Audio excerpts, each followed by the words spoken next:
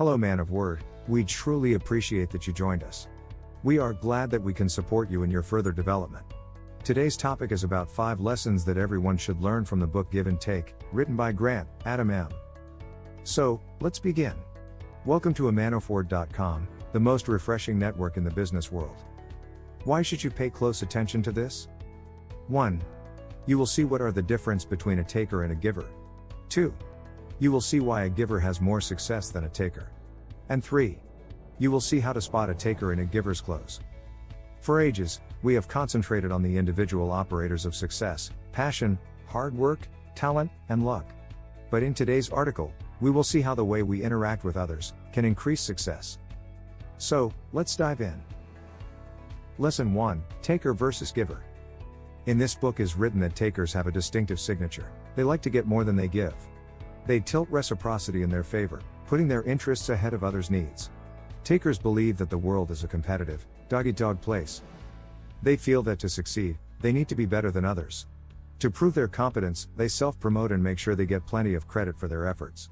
Garden variety takers aren't cruel or cutthroat, they're just cautious and self-protective.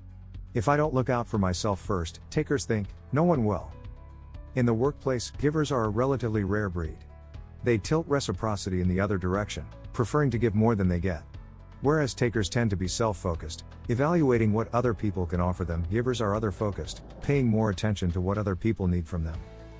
These preferences aren't about money. Givers and takers aren't distinguished by how much they donate to charity or the compensation that they command from their employers. Rather, givers and takers differ in their attitudes and actions toward other people. If you're a taker, you help others strategically, when the benefits to you outweigh the personal costs. If you're a giver, you might use a different cost-benefit analysis. You help whenever the benefits to others exceed the personal costs. Alternatively, you might not think about the personal costs at all, helping others without expecting anything in return.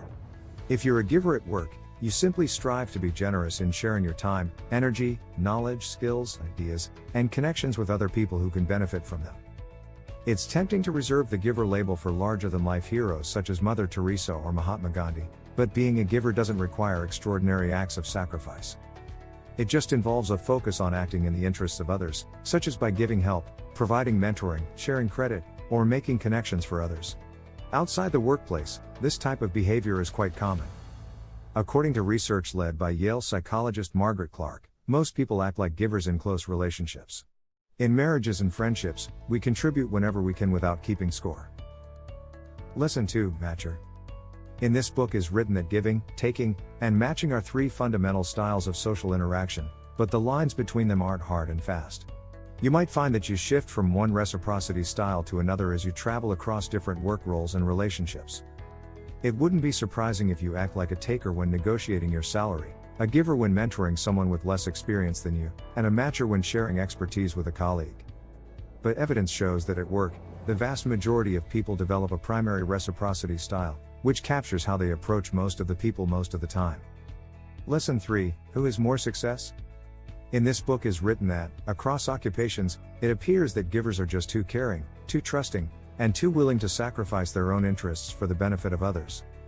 There's even evidence that compared with takers, on average, givers earn 14% less money, have twice the risk of becoming victims of crimes, and are judged as 22% less powerful and dominant.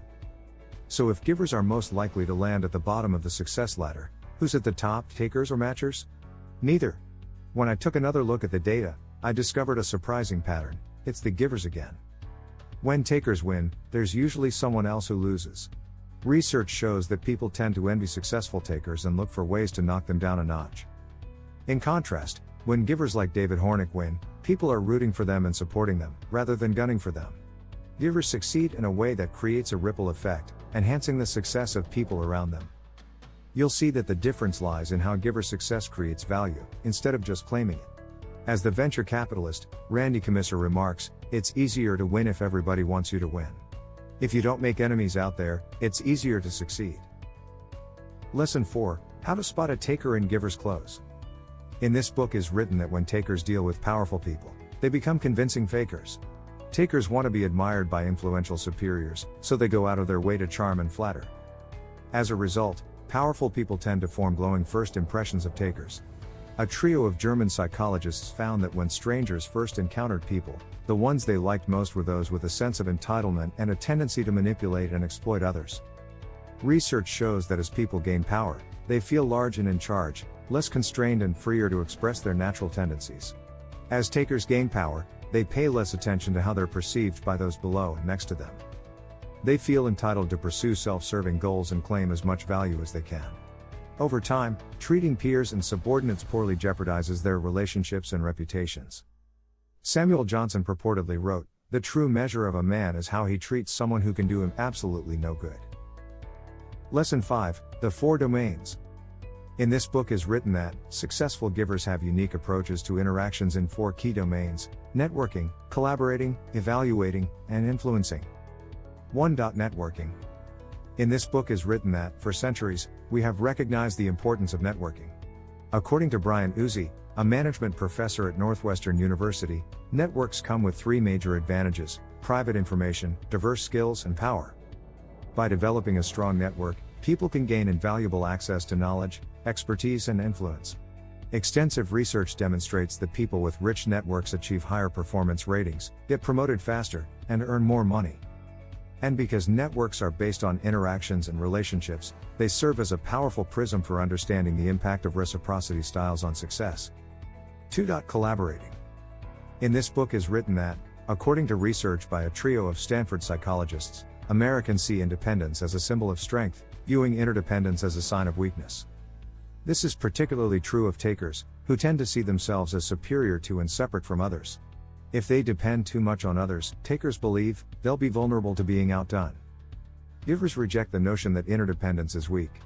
Givers are more likely to see interdependence as a source of strength, a way to harness the skills of multiple people for a greater good. 3. Evaluating and influencing.